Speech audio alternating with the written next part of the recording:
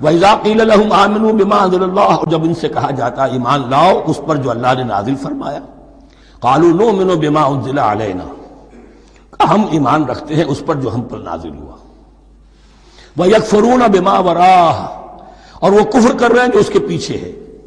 انہوں نے انجیل کا کفر کیا، حضرت مسیح کو نہیں مانا، انہوں نے محمد کا کفر کیا ہے صلی اللہ علیہ وسلم، اور قرآن کو نہیں مانا۔ وَهُوَ الْحَقُّ مُصَدِّقًا لِمَا مَعَهُمْ، اور وہ کفر کر رہے ہیں حالانکہ وہ حق ہے، سچ ہے، درست ہے، اور تصدیق کرتے ہوئے آیا ہے اس کی جو ان کے پاس ہے۔